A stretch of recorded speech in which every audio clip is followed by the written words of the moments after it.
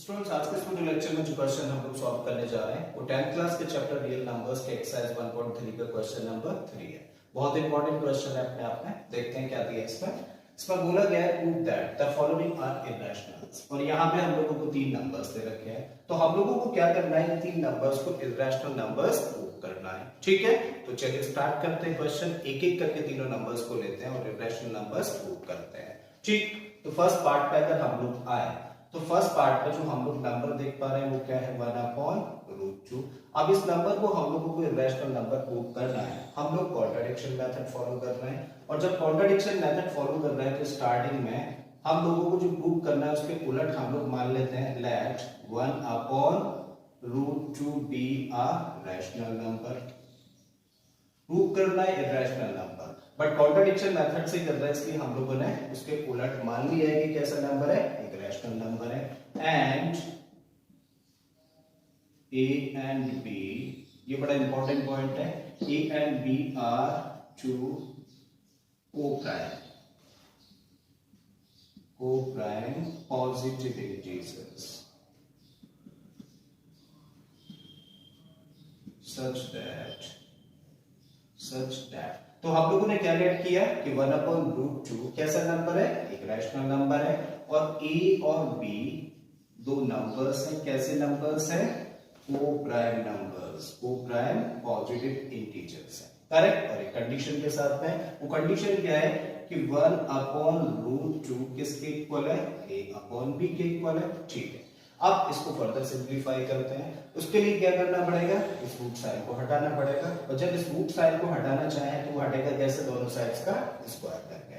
ठीक है, तो दोनों साइड्स का स्क्वायर करना है, तो जब 1 का स्क्वायर किया तो ये हुआ 1, √2 का स्क्वायर करेंगे तो बनेगा 2, इक्वल का साइन लगा दीजिए, a स्क्वायर हुआ और इधर स्क्वायर करेंगे तो b स्क्वायर। क्रॉस मल्टीप्लाई करते हैं, तो b स्क्वायर का मल्टीप्लाई जब 1 में करेंगे तो क्या मिलेगा, b स्क्वायर, इक्वल टू 2 का मल्टीप्लाई a स्क्वायर में करेंगे तो क्या मिलेगा, 2a स्क्वायर। अब जो स्टेटमेंट हम लोगों के सामने है वो स्टेटमेंट कह रहा है कि b स्क्वायर किसके इक्वल है, 2a स्क्वायर के इक्वल है। इस स्टेटमेंट का मतलब क्या हुआ कि भाई b स्क्वायर का एक फैक्टर तो 2 है और दूसरा फैक्टर a स्क्वायर है, और जब b स्क्वायर का एक फैक्टर 2 है तो हम लोग जानते हैं कि कोई भी नंबर अपने फैक्टर से डिवाइड होता है, तो b स्क्वायर a से डिवाइड होगा। राइट, सो दिस इंप्लाइज के 2 डिवाइड करेगा किसको, b स्क्वायर को। करेक्ट। यहां से आगे हम लोगों को एक थ्योरम याद आती है, क्या, कोई भी प्राइम नंबर p अगर a स्क्वायर को डिवाइड करे तो यही प्राइम नंबर p a को भी डिवाइड करेगा। अब हम लोग ये थ्योरम यहां पर अप्लाई कर देते हैं। जब 2b स्क्वायर को डिवाइड करता है तो 2b को भी डिवाइड करेगा, लिख देते हैं according to this theorem. So this implies कि 2b को भी डिवाइड करेगा। और फिर से हम लोगों को याद आता है कि कोई भी नंबर सिर्फ और सिर्फ अपने फैक्टर से डिवाइड होता है, तो जब b 2 से डिवाइड होता है तो 2 अपने आप में क्या हुआ, b का एक फैक्टर हुआ। ठीक है, तो इस पॉइंट को लिख देते हैं, therefore 2 is a factor of b। और ये हम लोगों के लिए इंपॉर्टेंट पॉइंट है, तो इसको पॉइंट नंबर 1 कंसीडर कर लेते हैं। अभी हम लोगों ने क्या बोला कि 2 क्या है, b का एक फैक्टर है। 2 b का एक फैक्टर है तो b का एक और फैक्टर होगा। करेक्ट, कुछ भी नहीं होगा तो 1 तो होगा ही ना। राइट, तो हम लोग लेट कर लेते हैं, late b equal to 2c। तो b का एक फैक्टर तो 2 है, दूसरा फैक्टर हम लोग c मान लेते हैं, जहां पे c क्या है, some positive integer, some positive integer, यानी कि कोई भी पॉजिटिव इंटीजर कुछ भी नहीं है तो 1 तो होगा ही होगा। करेक्ट है। अब जस्ट दोनों साइड्स का स्क्वायर करते हैं, तो जब b का स्क्वायर करेंगे तो इसको लिखेंगे b स्क्वायर, 2c का स्क्वायर करेंगे तो ये हो जाएगा 4c स्क्वायर। अब यहाँ पे क्या लिखा है, b स्क्वायर। जरा यहाँ पर आए तो हम लोग देख पा रहे हैं कि b स्क्वायर इक्वल टू यहाँ पे कितना था, 2a स्क्वायर। मतलब b स्क्वायर के प्लेस पे तो हम लोग क्या रख सकते हैं, 2a स्क्वायर रख सकते हैं, रख देते हैं। तो यहाँ पे b स्क्वायर के प्लेस पे रखा हम लोगों ने 2a स्क्वायर इक्वल टू क्या है, 4c स्क्वायर। अब देखिए दोनों साइड्स का हम लोगों को 2 एक फैक्टर दिख रहा है ना, तो क्या कर रहा है, दोनों साइड्स को 2 से डिवाइड कर रहा है। जब 2 से इस साइड को डिवाइड करेंगे तो क्या बन रहेगा, a स्क्वायर। जब 2 से इस साइड को डिवाइड करेंगे तो क्या बचेगा, 2c स्क्वायर। अब जो लिखा हुआ स्टेटमेंट है इसका मतलब क्या है, यहाँ पे हम लोगों ने लिखा है कि a square equal to 2c square. इसका मतलब a स्क्वायर का एक फैक्टर तो 2 है, दूसरा सी स्क्वायर है, करेक्ट है। जब ए स्क्वायर का एक फैक्टर 2 है तो हम लोगों को पता है कि कोई भी नंबर अपने फैक्टर से डिवाइड होता है, मतलब ए स्क्वायर 2 से डिवाइड होगा, या फिर इस चीज को ऐसे कह सकते हैं कि 2 डिवाइड करेगा किसको, ए स्क्वायर को। फिर से हम लोग इसी थ्योरम पे आ जाते हैं, जब 2 ए स्क्वायर को डिवाइड करता है तो 2 ए को भी डिवाइड करेगा, सो दिस इंप्लाइज कि 2 ए को भी डिवाइड करता है। और कोई भी नंबर सिर्फ और सिर्फ अपने फैक्टर से डिवाइड होता है, ठीक है। इसका मतलब अगर 2 से a डिवाइड हो रहा है तो 2 अपने आप में क्या हुआ, a का एक फैक्टर हुआ, पॉइंट लिख देते हैं। Therefore 2 is a factor of a, और ये है हम लोगों का पॉइंट नंबर 2। जब इन दो पॉइंट्स को हम लोग देखने का काम करें तो यहां पे कह रहे हैं कि 2 b को डिवाइड करता है, यानी कि 2 b का एक फैक्टर है और 2 a का भी एक फैक्टर है। इसका मतलब दोनों पॉइंट्स को जब एक साथ देखें तो 2 a और b दोनों का ही फैक्टर हुआ, करेक्ट है। तो यहां पे मेंशन कर देते हैं from 1 and 2, 2 is the common factor of a and b। तो क्या मेंशन किया है कि भाई 2 क्या है, कॉमन फैक्टर है किसका, a और b का। बट ये तो कॉन्ट्राडिक्ट कर रहा है ना हम लोगों के एजम्पशन को। हम लोगों ने तो क्या लेट किया था, हम लोगों ने लेट किया था कि a और b दोनों कैसे नंबर्स हैं, को-प्राइम नंबर्स हैं। और को-प्राइम नंबर्स क्या होते हैं, ऐसे दो नंबर्स जिनमें 1 के अलावा कोई भी कॉमन फैक्टर ना हो, जिनका एचसीएफ 1 हो। बट हम लोगों ने क्या शो कर दिया कि a और b का 1 के अलावा भी एक फैक्टर निकल के आ गया और वो क्या है, 2 है। और ये किसकी वजह से हुआ है, हम लोगों की गलत एजम्पशन की वजह से। और वो एजम्पशन क्या थी, 1/√2 एक रैशनल नंबर है। इसका मतलब 1/2 फिर कैसा हुआ नंबर, एक इरेशनल नंबर, पॉइंट मेंशन कर देते हैं, ठीक है। But this contradict our assumption that A and B are co-prime, right? Hence 1/√2 is irrational, और यही हम लोगों को प्रूव करना था, ठीक है। आई थिंक आप लोगों को अच्छे से समझ आ गया होगा कि कैसे हम लोग 1/√2 को इरेशनल नंबर प्रूव कर सकते हैं, ठीक। आते हैं सेकंड पार्ट पर, एक बार बोर्ड क्लीन करते हैं। अब क्वेश्चन के नेक्स्ट पार्ट में जो नंबर हम लोगों को दे रखा है जिसको कि इरेशनल प्रूव करना है वो क्या है, वो है 7√5 और इसको इरेशनल प्रूव करना है। अब क्वेश्चन को आगे बढ़ाने से पहले हम लोग एक इंपॉर्टेंट पॉइंट समझते हैं। नंबर क्या है अभी, 7√5। अभी भी वो नंबर जिसको कि हम लोगों ने इरेशनल प्रूव किया था वो क्या था, 1/√2, राइट। इस नंबर को अगर हम लोग देखें तो हम लोग देख पा रहे हैं 7 अपने आप में कैसा नंबर है, एक रैशनल नंबर है। √5 अपने आप में कैसा नंबर है, एक इरेशनल नंबर है। मतलब ये बना एक कॉम्बिनेशन किसका, एक रैशनल और इरेशनल नंबर का। तो कभी भी जब हम लोगों को एक रैशनल और इरेशनल नंबर का कॉम्बिनेशन दिया जाए और बोला जाए कि इस नंबर को प्रूव करिए कि कैसा नंबर है, एक इरेशनल नंबर है, तो फिर करने का तरीका डिफरेंट होगा, ठीक है। बट आप सोच रहे होंगे इस नंबर को देख के कि ये नंबर भी तो क्या है, अपने आप में रैशनल और इरेशनल का कॉम्बिनेशन है। यहाँ पे 1 एक रैशनल नंबर है और √2 अपने आप में एक रैशनल नंबर है, ठीक है। बट यहाँ पे जो रैशनल नंबर है वो क्या है, 1। और 1 तो हमेशा ही एक फैक्टर होता है सारे के सारे रैशनल और इरेशनल नंबर्स का। तो 1 अगर मल्टीप्लाई में है या फिर डिवाइड में है तो उसको हम लोग नहीं बोलते हैं कि वो रैशनल और इरेशनल नंबर का कॉम्बिनेशन है।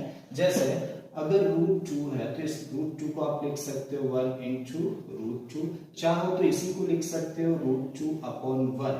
तो इस केस में जो 1 है, 1 तो हमेशा ही क्या रहता है, मल्टीप्लाई और डिवीजन दोनों में ही फैक्टर रहता है। लेकिन क्या बोला सिर्फ मैंने, मल्टीप्लाई और डिवाइड में, प्लस और माइनस में तो कॉम्बिनेशन बन जाएगा। जैसे मैं आपसे कहूं कि √2 + 1, तो अब ये कॉम्बिनेशन है एक रैशनल और इरेशनल नंबर का।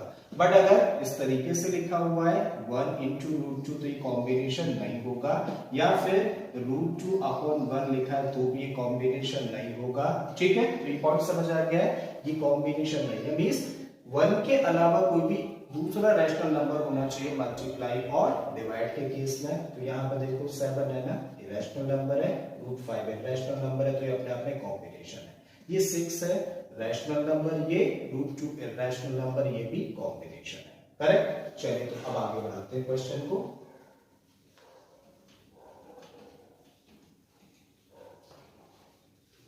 सो 7√5 एक इरेशनल नंबर है, ऐसा हम लोगों को प्रूव करना है। तो हम लोग लेट कर लेते हैं, let 7√5 is a rational number. Contradiction method से करना है, तो 7√5 अपने आप में कैसा नंबर है, एक रैशनल नंबर है, सच दैट एक कंडीशन के साथ में, और वो कंडीशन क्या है मेरी कि 7√5 इज इक्वल टू r। एक रैशनल नंबर है, अगर ये रैशनल नंबर है तो कुछ तो वैल्यू होगी, तो वैल्यू हम लोगों ने कंसीडर कर ली r, जहां पे r क्या है, r एक रैशनल नंबर है। कोई भी रैशनल नंबर सम लिख देते हैं, तो r is what, some rational number, means कोई भी रैशनल नंबर है।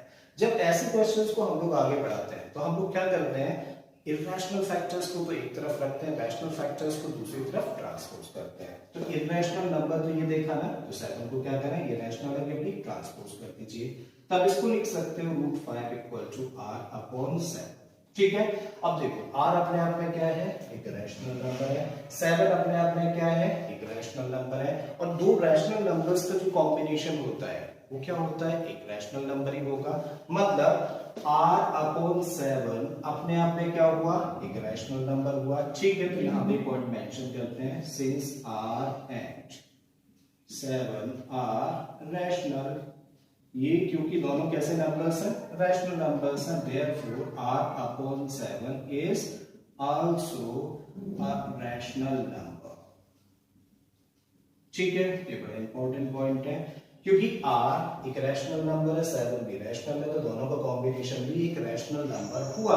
तो हम लोग क्या कह सकते हैं, इसी स्टेटमेंट को फिर कह सकते हैं कि √5 इज इक्वल टू व्हाट, इधर जो वैल्यू कैलकुलेट होके आएगी वो कैसी होगी, एक रैशनल वैल्यू होगी, मतलब एक रैशनल नंबर होगा।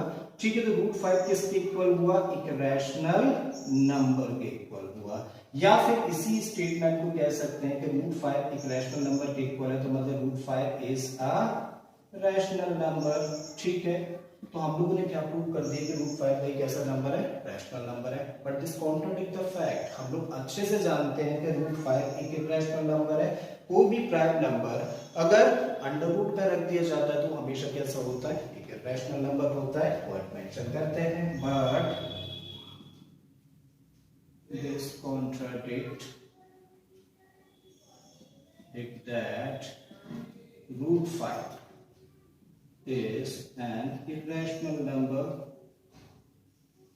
ये तो फैक्ट है कि √5 क्या है, एक इरेशनल नंबर है, और ये हम लोगों ने प्रूव कर दिया रैशनल नंबर है। तो ये किसकी वजह से हो रहा है, हम लोगों की गलत एजम्पशन की वजह से। और वो गलत एजम्पशन क्या है, वो गलत एजम्पशन है कि √5 अपने आप में एक रैशनल नंबर है। इसका मतलब वो रैशनल नंबर नहीं है, वो इरेशनल नंबर है। और मेंशन करते हैं, so this is because of our wrong assumption. Hence, 7√5 is an irrational number. इसका मतलब 7√5 कैसा नंबर हुआ, अपने आप में एक इरेशनल नंबर हुआ। और यही हम लोगों को प्रूव करना था इस पार्ट। अब थर्ड पार्ट में जो हम लोगों को नंबर दे रखा है जिसको कि रैशनल प्रूव करना है, वो क्या है, 6 + √2। ठीक है, तो एक बार लिखते हैं नंबर 6 + √2। अब देखिए कैसा नंबर है, रैशनल और इरेशनल नंबर का कॉम्बिनेशन है, और रैशनल और इरेशनल नंबर के कॉम्बिनेशन को इरेशनल कैसा प्रूव करना है, इस पार्ट में हम लोगों ने सीखा है। बिल्कुल वही मेथड हम लोग यहाँ पे लगाते हैं। ठीक, तो यहाँ पे हम लोगों ने लेट किया, late 6 + √2 be a rational number such that, और एक कंडीशन के साथ में, क्या कंडीशन है कि 6 + √2 किसके इक्वल है, r के। 6 + √2 रैशनल नंबर है, तो इसकी कुछ वैल्यू होगी, मान लेते हैं वैल्यू किसके इक्वल है, r के इक्वल है, जहां पे r किसको रिप्रेजेंट कर रहा है, सम रैशनल नंबर, मतलब कोई भी रैशनल नंबर है ये।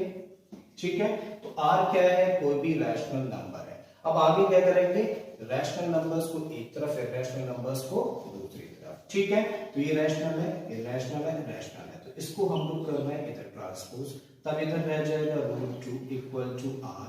तो जब इसको ट्रांसपोज करेंगे तो r-6 हो जाएगा। ठीक, अब देखो r कैसा नंबर है, रैशनल नंबर है, 6 कैसा नंबर है, रैशनल है। तो एक रैशनल में से रैशनल को माइनस करेंगे तो फाइनली जो कैलकुलेट करके आएगा वो क्या होगा, एक रैशनल नंबर होगा। इस पॉइंट को मेंशन करते हैं, since r and 6 are rational, therefore r-6 अगर हम लोग कैलकुलेट करेंगे, r-6 will be a rational number. इसका मतलब ये भी क्या होगा, एक रैशनल नंबर होगा, क्योंकि r और 6 दोनों ही क्या है, रैशनल। और रैशनल नंबर्स का ऑपरेशन कुछ भी करिए, प्लस माइनस मल्टीप्लाई या डिवाइड, तो हमेशा क्या मिलता है हम लोगों को, एक रैशनल नंबर ही मिलता है। इसका मतलब ये फाइनली जो नंबर कैलकुलेट करके आएगा वो क्या होगा, अपने आप में एक रैशनल नंबर होगा।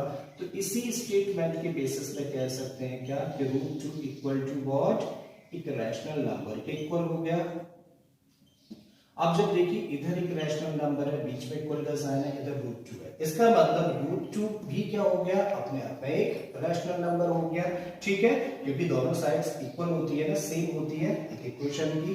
इसका मतलब ये स्टेटमेंट क्या कह रहा है कि √2 is a rational number. But ये तो कॉन्ट्राडिक्ट कर रहा है फैक्ट। हम लोग अच्छे से जानते हैं कि √2 कैसा नंबर है, एक इरेशनल नंबर है, करेक्ट। और √2 अगर इरेशनल नंबर है और हम लोग प्रूव करके लेके आ रहे हैं कि ये रैशनल नंबर है, ये किसकी वजह से हो रहा है, हम लोगों की गलत अजम्पशन की वजह से।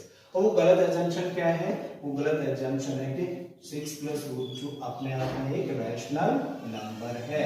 इसका मतलब 6 + √2 रैशनल नंबर नहीं है, वो क्या है, एक रैशनल नंबर है। इस पॉइंट को मेंशन कर देते हैं। ठीक, but this contradict the fact that √2 is an irrational number. This is because of our wrong assumption.